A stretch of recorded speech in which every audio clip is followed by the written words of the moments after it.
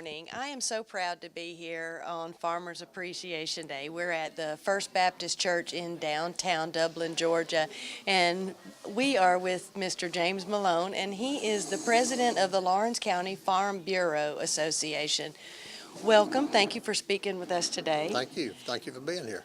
You're very welcome. Can you tell us a little bit about just the Farm Bureau Association in general and what your role and responsibility is in Georgia and in this Ag Day? Okay. Georgia Farm Bureau, which is made up of each county has a organization, and I am president of Lawrence County Farm Bureau. But Farm Bureau is really the voice of agriculture. It speaks for the farmers. We do a lot of work in the legislative arena, work with regulations and promoting agriculture, telling the story to the consumer so they know where their food comes from. Agriculture is a very large part of Lawrence County and part of the economy here. Can you just talk to us about how important that industry is and kind of how many people it employs in our area? Well, I don't know the number in Lawrence County, but I know 1 out of every 7 people in the state of Georgia work in the ag industry, and it's about $55–60 million for the Lawrence County. And the ag industry, I mean, we obviously know about the farmer who plants the crop and grows the crop, but it's really more extensive than that. I mean, it begins as early as the seed provider, and then once the crops are grown, they have to be transported and sold. So it really is encompassing a lot more people than the farmer, correct? Oh, yes. That's what this day is all about. Not only to say thank you to farmers, but thank all of our partners for what they do. I mean, you got the seed, the development, you've got diesel suppliers, you've got ginners, you've got peanut buying points, you got banks. I mean, it's all over. Everybody's partners with agriculture. And we will have a lot of those people present here at this today because I guess the main reason that we're here is to say thank you to all of those people in our area. And I think it's especially poignant that it's here at Thanksgiving, a time that we really should be so thankful to these growers and everybody in this industry in our state. That is correct. We always have this the week of Thanksgiving, to give thanks to everybody involved in agriculture. So that's really not an accident in No, planning. Yeah. Well, thank you so much for speaking with us today. We look forward to talking to the president of Farm Bureau Association and just some of the other people today so that we can just tell everybody thank you for what they do for our county and our state. I am so fortunate to be here with Mr. Gerald Long, and he is the president of the Georgia Farm Bureau. And we are here today to just support and say thank you to the farmers and talk to some of our people here. So can you tell us specifically how important and effective the Georgia Farm Bureau is to our state and county? Oh, very, very important. First of all, we have 158 county farm bureaus in each county in the state with the exception of Fort Benning. So we have the boots on the ground that stays in touch on a daily basis with the farmers in our rural communities. And, previously I've heard Georgia Farm Bureau referred to as the voice of the farmer. Tell us exactly how just one individual farmer can work through you guys and effectively bring about change in this industry. We are what we call a grassroots organization. We start from the county level. Most organizations start from the top and work down. We start from the bottom.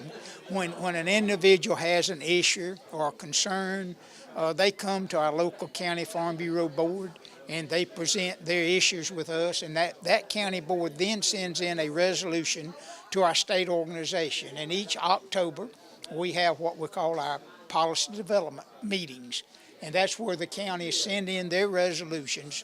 And the Policy Development Committee goes through them, selects the ones that we feel like is important for the state. And then we go, which we will be going the first weekend in December, to our convention at Jekyll Island. And that's where the voting delegates will vote on these issues. And once those issues are passed and put in our policy book, That's as president of Farm Bureau, and that's our staff in our organization. That's our roadmap for the next 12 months. So it is a grassroots organization, starts in the county with one person and one idea. Can you just give us an example of like what some of the concerns are that people bring to you that you Sure. have the ability to affect and solve? Sure, what we call the GATE program that we now have, where we're tax exempt on some of our purchases. That came through Georgia Farm Bureau, through the Policy Development Program. CUVA that we know of, Conservation Use Assessment Program, started as one idea in one county. So these many issues, tax issues, regulation issues, that starts at that county level where one individual's idea makes it to our convention, and from there, as I said, our public policy department, which is what we call our legislative department, public policy department. Those are our lobbyists that goes to Atlanta or to Washington, D.C. and lobbies on our behalf and on that farmer's behalf. That's amazing. It is. That It is. That And, one and, person. and we're very successful because we're in every county in the state of Georgia. That's the reason we have the strength that we have. And it's my understanding that agriculture or agriculture-related industries are the largest economic employers in the state of Georgia. Is that correct? That's the number one industry in Georgia, and in many counties. Only a few counties it is not the number one industry. So we have a direct impact on the economic impact in each county. Well, that's great. And isn't it nice to have the opportunity to come here today and say thank you to some of these farmers, especially at this time of the year? Particularly what we've just went through with all the hurricane damage that we have throughout the state and all, But I think you'll see here the farmers, we're always looking at next year will be better.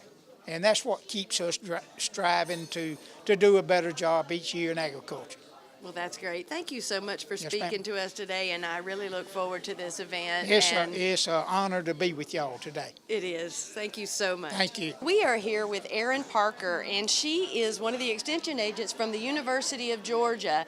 And we want to talk to her today about how the University of Georgia is involved with agriculture and how you are specifically involved in the county and in this event today. Okay. All right, yes, so I'm Erin Parker, and I'm the Lawrence County 4-H agent. So my goal in Lawrence County is to bring awareness to 4-H. We're kind of getting the program built back up, and so that's really why I'm here today. We have some flyers on the tables for our local farmers to see how they can get involved, how they get their kids involved, their grandkids involved. We're also here just to support them and show them how thankful we are for them. We're doing a sweet potato sale, so we support local farmers and try to fundraise through them so we keep it local. We have some kids here helping to serve. From East Lawrence, we have a couple high schoolers. They have off school, so they're excited to be here and just showing them that we support them and that we're happy to be here.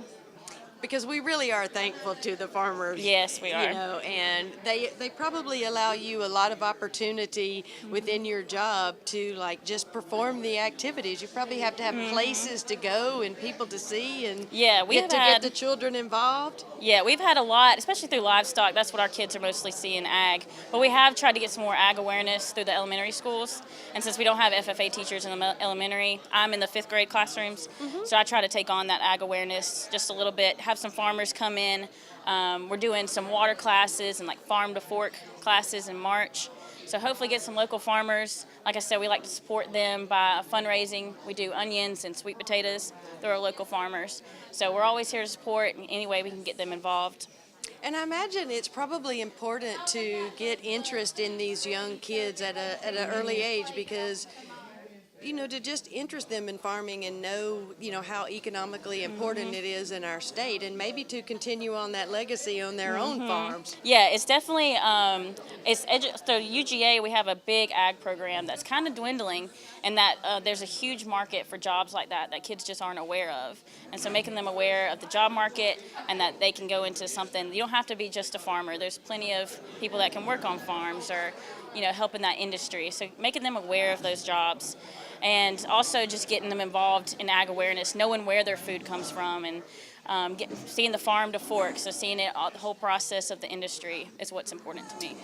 And I think a lot of people would probably have a question about the University of Georgia and how or why people would go to college to learn how to be a farmer. But I think there are things like technology that are really influencing the field these days. Yeah, so technology and working on ag equipment, so tractors, people have to build those. So welders, people that work in the factories, that's also part of ag. And there's so many different things. It's not just row crops, because that's what we see around here. Sure. It's cattle, it's all different kind of things. Timber. Chickens, timber. Yeah, and so noticing those things and that you can get involved in those is what's important to me. So. And really bringing that awareness to the Yeah, youth. especially after Hurricane Michael, we've had a lot more awareness of what we've lost, because people didn't realize what exactly we did lose in Lawrence County. So making our kids aware of it, that they've seen a farm, but some of them may even live on a farm, but realizing what's going on in their county and keeping some civic engagement with that. Well, that's great. Thank you so much for speaking with us Yeah, today, no Erin. problem. Allen's Heating and Air is your licensed Amana equipment dealer. Trust Allen's Heating and Air to install and service your heating and air conditioning unit. Allen services all brands. With the purchase of a new Amana unit, you get a lifetime warranty on the compressor. Allen's Heating and Air. Call Sean Clark or any of his friendly staff at Allen's Heating and Air. Amana Heating and Air Conditioners. Lasts and lasts and lasts. Hi, I'm Anna Grace with Myers Equipment and Supply, your dealer for the complete line of Can-Am side-by-sides and ATV products.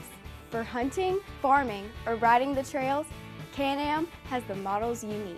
If you like a little sport to your ride, choose the versatile Can-Am Commander.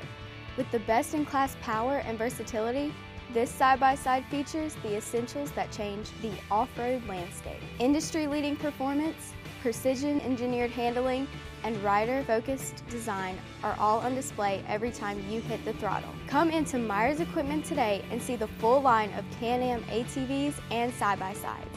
Can-Am, the ride says it all.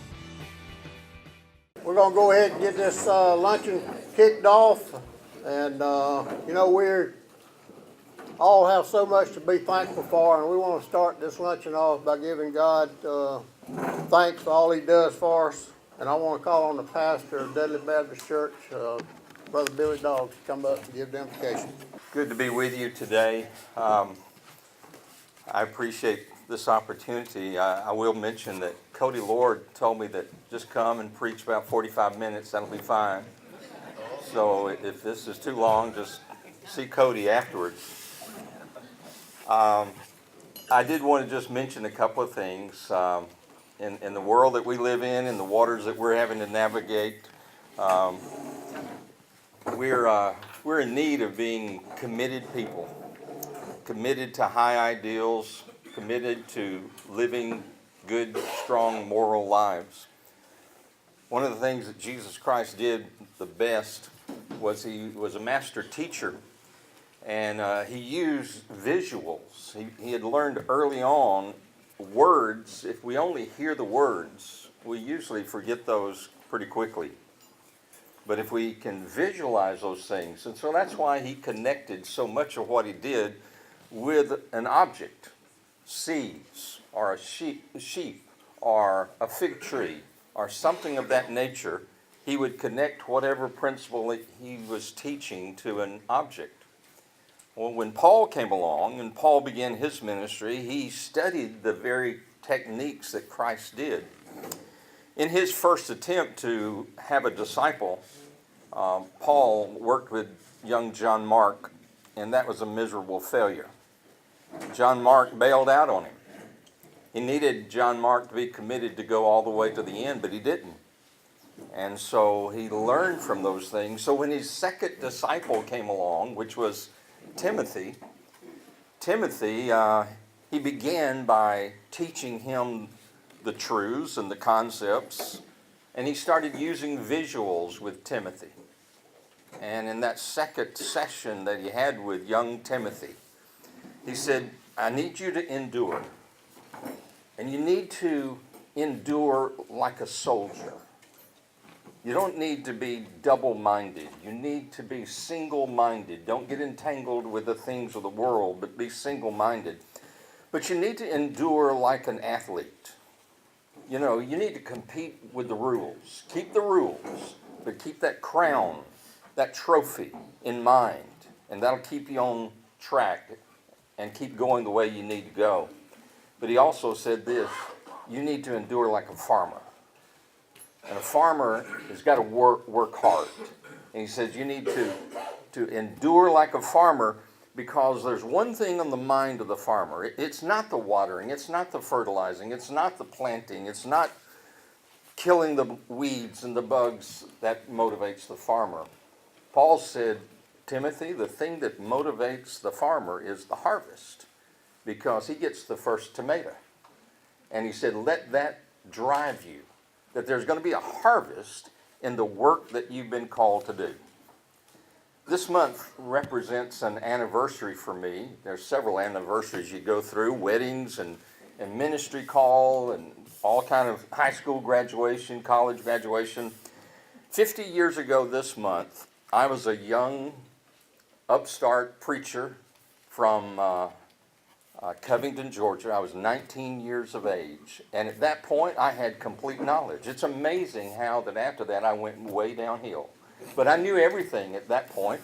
And I was a young preacher and ambitious and wanted to go places.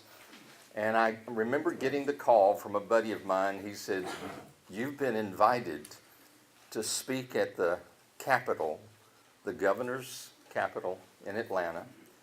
And there's a good chance the governor's going to be there. And so, oh wow. The opportunity to speak to dignitaries, to speak to people of that nature, and they said he may be there. So I prepared, got a visual, showed up there, and of course I'm dating myself. The governor at that time was Lester Maddox. Some of y'all remember Lester. Very gracious man, had a storied past, but he was in the audience that day. And I can remember what I said that day. I connected truth, the fact that we need to be committed, we need to endure. But I told Lester and the staff there that day, I said, my favorite breakfast is bacon and eggs. I love bacon. In fact, my favorite meal to eat out is breakfast. But for me to enjoy that breakfast took 2 levels of commitment. The chicken gave up the egg, but the pig gave up his life.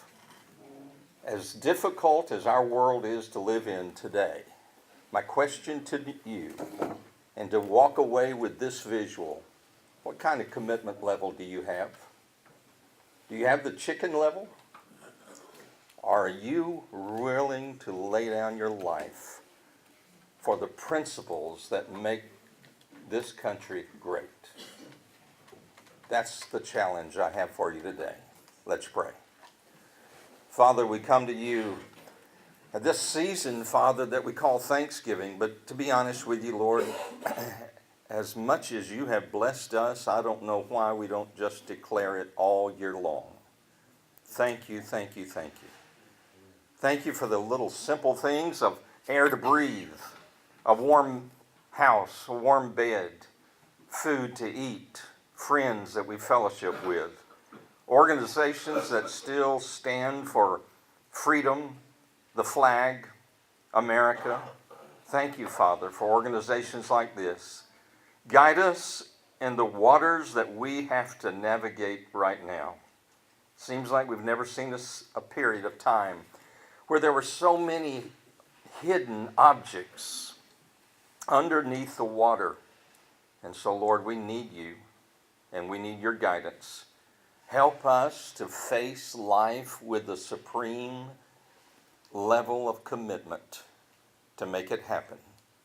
Bless this organization. Bless the food that we've shared and the fellowship we'll enjoy. In Jesus' name, amen.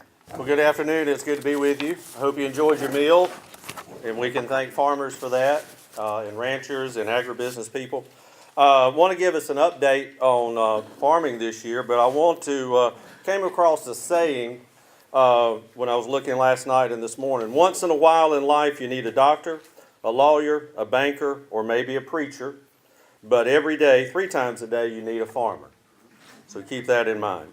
Let's talk about the year in review for farming in Lawrence County. 2 words, the weather.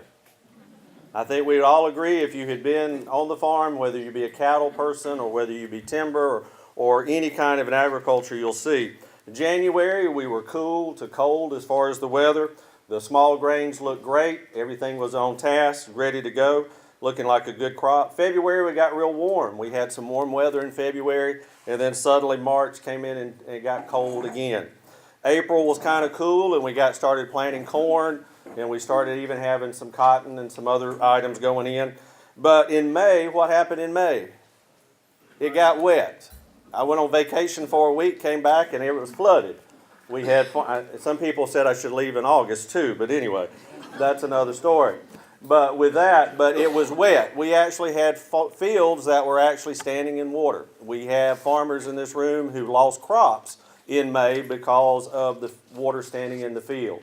It also caused us to get behind in planting, and we had a lot of cotton and other crops that were planted later in July than usual, and that's what we saw in that. June was good, July looked good, August we started to get dry, in September we got dry.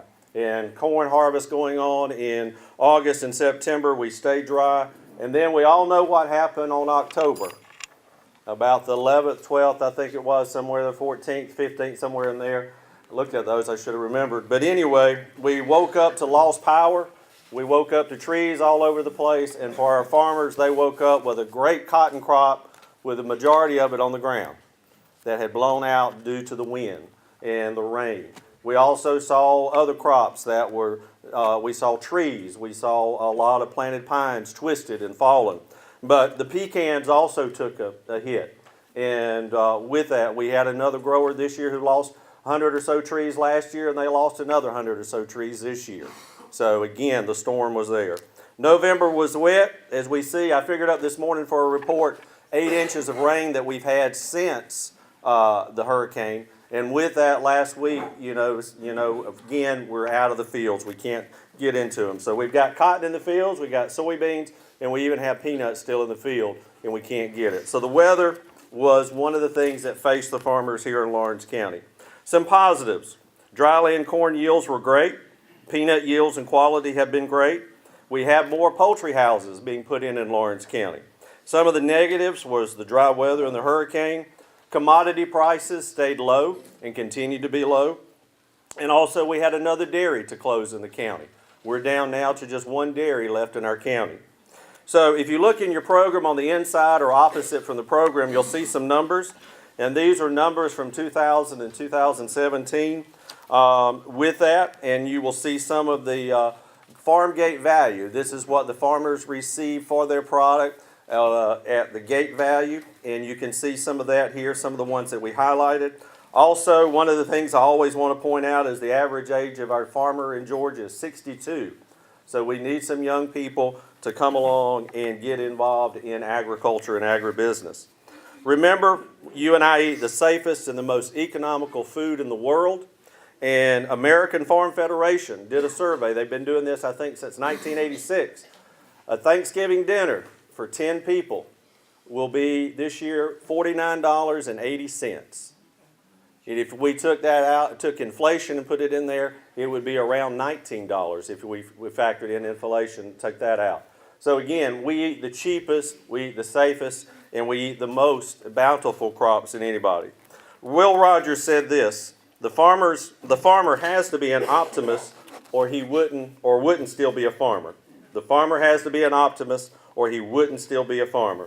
So don't forget this year, as we go through this holiday season and the next year, think about that farmer when you ride by a farm, you ride by a stand of timber, or you see cows, or you see row crops out there. Think about the farmers who are working every day to provide us with food, fiber, and as far as many of our houses are made out of timber that is grown in Georgia. So keep that in mind and remember that and thank a farmer with that. I'd like to introduce Brandy McGonigal. Did I say that right? I did, okay. I've been working with her for years. I should know how to say that, but anyway. Brandy is with us today. Brandy is serving in the capacity as the county coordinator for giving leadership to Lawrence, Bleckley, and Houston counties. And I'd like to introduce her. She's going to come up and make a few comments.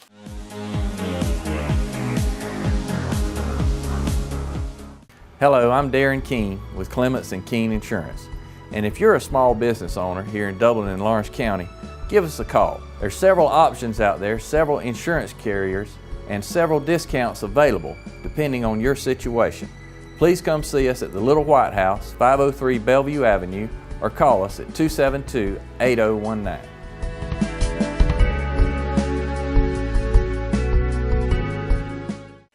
This playoff game brought to you in part by Jet Food Stores for fast, friendly service with a smile in a safe environment and competitive pricing. Check out Jet Food Stores at a location near you. It's great to be here with y'all this afternoon, and thank you, Mr. Malone, for giving me just a minute to talk. I am Brandy McGonigal. I'm the County Extension Coordinator here in Lawrence, Bleckley, and Houston County. It's kind of a new position, so that the administrative duties are taken off of the programming so they can all do ag or FACS or 4-H. So I'm the pilot for this new programming, and I think I have overloaded myself. I'm not real sure. But I do want to take just a minute to introduce our entire extension staff. We work very hard to serve all of the citizens in Lawrence County through youth development or family and consumer science. So if we can, y'all know Raymond Joyce. He's been serving this community for a long time as your ag and natural resource agent. We also have Sheila. She's the face that you see when you walk in our extension office as our secretary. And we also have Terry. Terry's standing back there. Terry's program is called Expanded Foods and Nutrition Education Program. And what she does is help people, low-income families, get the best product that they can with their food. We have Miss Geneva Travick. She's our 4-H program assistant that's been serving this community for a long time. And is Erin. Erin was serving y'all tea. She said that she could have been a waitress. She didn't spill tea on anybody a while ago. But she is our 4-H agent. She's been here a little less than a year and is working really hard with Miss Travick. And our other person, this is Ellen Powell. Ellen is our 4-H AmeriCorps person that we have. And where is Susan? And Susan Moore. Susan is our family and consumer science agent. You know, as my kids would say, back in the 1900s, that's what they tell me. That was what our home ec program was. So we all diligently try to serve the community in Lawrence County and all the communities around here through extension. And I appreciate you letting me be here. And just, if y'all will take just a minute and look on your table at the flyers. We have a 4-H flyer and also a flyer from Family and Consumer Science. And it's just an overview of how we continue to serve the agriculture industry through other programs, not just through the county agent. So if y'all have any questions or if we can ever help you in any way, please don't hesitate to call us or come by the office. Thank you. It's a pleasure for me to introduce our speaker today. Let me tell you a little bit about him. Gerald Long is president of Georgia Farm Bureau, the state's largest general farm organization. He has been a Farm Bureau member since 1970 and serves on the Decatur County Farm Bureau Board. In 1999, Gerald was elected to serve on the Georgia Farm Bureau Board of Directors in the 9th District, which represents southwest Georgia. In 2006, the 53 counties in the South Georgia area elected him as the South Georgia Vice President. In 2008, the statewide delegates designated Gerald as first Vice President. And on January 12, 2016, Gerald became President of Georgia Farm Bureau. He's a lifetime farmer, and Gerald and his family produce beef cattle, hay, peanuts, cotton, corn, small grains, and timber on their farm. They also grow vegetables and run a roadside pick-your-own operation. I think that's about 75 acres. 120 acres of vegetables. That's a big operation. Gerald attended ABAC and majored in agronomy and animal science. While at ABAC, he met his future wife, Janice, and they were married in 1970 and have 3 adult children. The Longs are members of the First Baptist Church of Bainbridge, where Gerald has served on the deacon board. He is a founding member of the Georgia Peanut Producers, the Georgia Fruit and Vegetable Growers Association, and the Flint River Water Planning and Policy Center, and the Georgia Farm Bureau Foundation for Ag. On a personal note, I just want to thank Gerald for his leadership this past 3 years. He has done an outstanding job.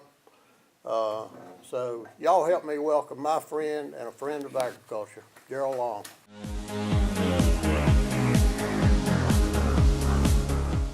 Hi, I'm Helen Powell.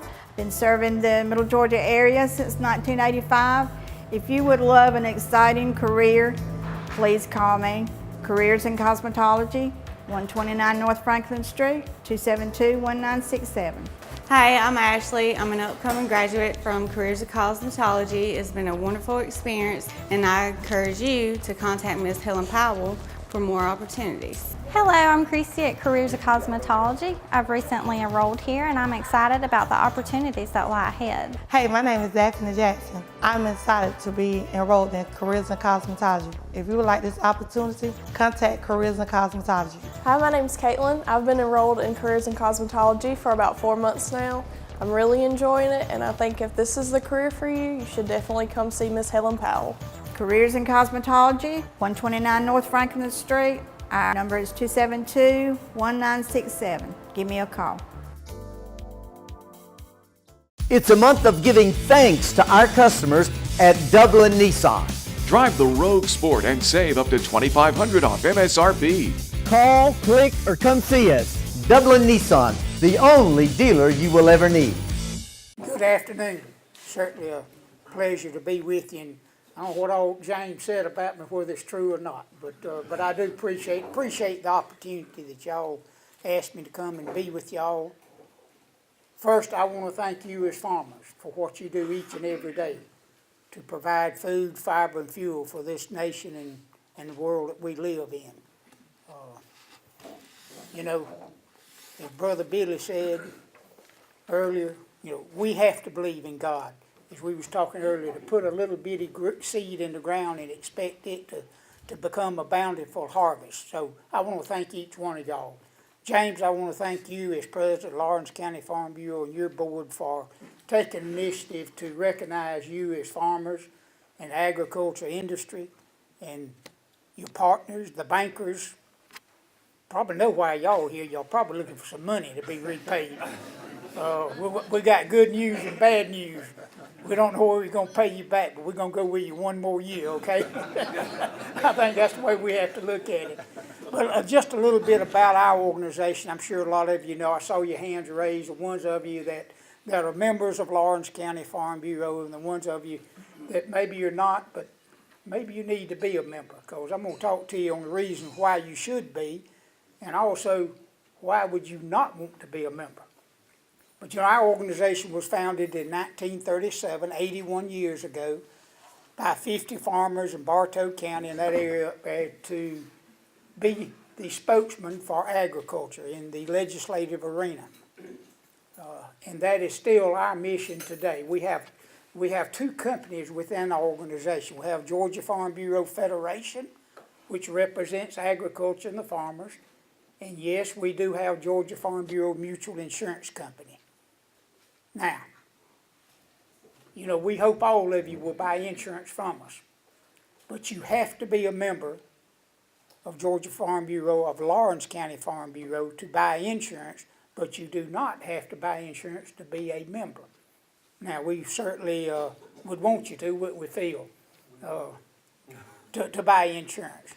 But with that being said, as the Federation was founded in 1937, and then in 1959, the organization saw a need to start an insurance company to provide insurance for rural Georgia. It is for profit. The Federation is a non-profit. Now, coming back to the membership, ladies and gentlemen, why should you be a member of Lawrence County Farm Bureau? As you become a member of Lawrence County Farm Bureau, you automatically become a member of Georgia Farm Bureau and also American Farm Bureau, the largest farm organization in Lawrence County, in the state of Georgia, and in America. We have 50 Farm Bureau states plus Puerto Rico. So every state in Puerto Rico is represented on the American level. As your president of Georgia Farm Bureau, I also serve on the American Farm Bureau Board of Directors. I make many trips to Washington, D.C. and other parts of the country representing Georgia Farm Bureau. But I could not do it without the board that James Malone serves on and that Robert Fountain serves on. A little bit about the organization. We have 10 districts in the state of Georgia. Y'all are the 6th district. And y'all have 16 counties in your district that James Emery Tate from Snipesville, Hazelhurst area, represents y'all, and then Robert represents y'all also. But we're in every county in the state of Georgia with the exception of Fort Benning. But other than that, like I said, we got 158 county officers. So we are the boots on the ground that stays in constant contact with agriculture and the importance of it. As James introduced Heather King a while ago, she's your district field rep in this district. As she goes around to those 16 counties to meet with their county board of directors, she knows what's going on. And those board members, I was asked a while ago, they interviewed me, exactly what does Farm Bureau do? Well, the Farm Bureau Federation is those 158 counties. Every year, we ask for resolutions to be sent in by the counties to our state organization, what we call our Policy Development Committee meetings. And that's made up of leaders from each county. But as you as a farmer or interested in member and all has an issue, you come to your county board and discuss those issues with them, and then that county sends that resolution in to the state organization. And we just finished, we had a meeting in October and the 1st of November for Policy Development Committee to go over these resolutions that send in. And some years we'll have as many as 350 or 60 resolutions, concerns that you as farmers have back in your county, whether it's deal with taxes, regulations, or many, many issues. So as that Policy Development Committee votes on those issues, then, Robert, 2 weeks from now, I guess we'll be at Jekyll Island at our annual convention, where the voting delegates will have a choice to vote on all of those resolutions that were sent in. And once those resolutions are passed, that becomes our policy book. And that policy book is my and staff and the board's roadmap for the following 12 months on issues that we need to pursue, whether it be in Atlanta, Georgia, or in Washington, D.C. So that within itself, you ask sometime, well, what does Farm Bureau do for me? It all starts on the grassroots, back in the counties. We're not an organization from the top down, we're from the bottom up. So it starts with individual ideas back in your county. And we can name many, many instances where that one idea that came from one farmer in one county has become laws in Georgia and in Washington, D.C. That's how important it is for you as a farmer, particularly, to be a member. But in addition, even if you're not a farmer, why should you be a member? We've got many, many, many benefits. One of them is the insurance that we offer. We're competitive, but more important is the service that we provide. And I'll get onto that in a minute when we talk about the storm that we just witnessed, you know. But there's many other benefits. You get discounts on if you travel much, on car rental, motels, a lot of cases. You'll get enough discount on one night stay in a motel to pay your $25 dues. But then we also have, if you're not familiar with it, go to your office in Lawrence County and they can explain it to you. Amenity benefits we now offer. That's over 300,000 discounts throughout the United States. Now you got to use that phone, and some of us is not really capable of using these phones the way we need to, you know. But you can be traveling anywhere in America, and it's free to you. That $25 dues gets you onto this. And you can mash your phone if you're looking for a place to eat, place to stay, clothes, shoes, many, many things. Like I said, 300,000 discounts across the United States. it'll ding on your phone and tell you you're within a quarter of a mile of such and such place to get a 15 or 20% discount on your meal. It's amazing what it does. We had one office manager, right after we started it, she used it. Now, I don't know what all she bought, but that one day from Amazon.com, she saved $100 just on one purchase. Now, she must have bought a good bit of stuff, but anyhow. We've got one individual that works in the home office. He's one of these, what we call exercise gurus, and he takes a lot of your vitamins and minerals and all that. He saves $32 a month on the discounts he gets at these health food stores. So just think about what that saves him in a year's time. So we have many benefits. Granger products, there's many of them that you can take advantage of that'll pay you. So why would you not want to be a member of Farm Bureau or Lawrence County Farm Bureau? I don't know. I can't answer that, why you would not want to, regardless of what you do, whether you farm, agribusiness, or whatever, because it will pay for itself. So those are just some of the benefits that we offer as an organization. As a grassroots organization, we have some 270,000 plus family members. So if you use the state average around 3 people per family, then you can realize we've got close to 800,000 plus members throughout the state. I had one as we was looking at counties and some of their finances. I had one state legislature ask me, said, well, Mr. Long, why don't y'all maybe look at closing some of those counties? I said, really? He said, yeah. I said, do you realize that is your strongest support in every county in the state of Georgia, is that Farm Bureau? Now, you know, we're nonpartisan. We do not support one candidate over the other, but we do keep you informed, try to keep you informed on who the candidates are and what they stand for. So we play a very, very vital role in every county throughout the state, whether it be your urban counties or your rural counties. So now let's just sort of change gears and talk about our insurance company. I know there's a lot of concern about it.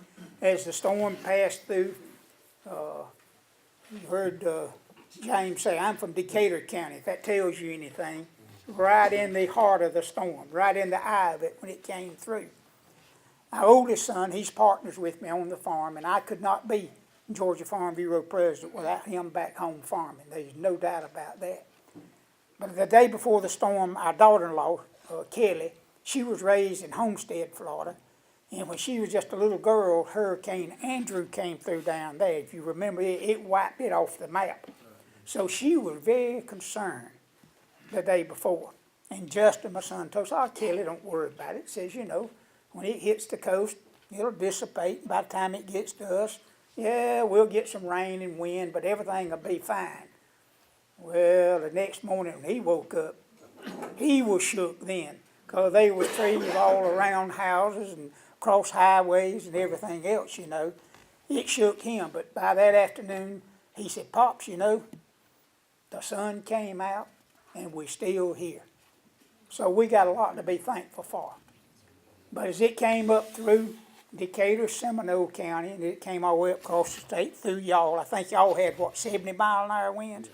And we had 125 in Bainbridge, Georgia. That's unheard of. So it's turned our farm in southwest Georgia upside down. There's no doubt about that. I tell folks we're sort of like sitting in the living room floor with a 1,000-piece puzzle scattered, and you trying to find that piece to put back together. That's the way it is in southwest Georgia. It's total devastation. We've got some, of course, we run a good many cows. We got, I think, 6 different farms we have cows on. And we hadn't even got some of, we think we've got them all in. But we got miles and miles of fences that we hadn't even got to yet. We don't know when we'll get to them.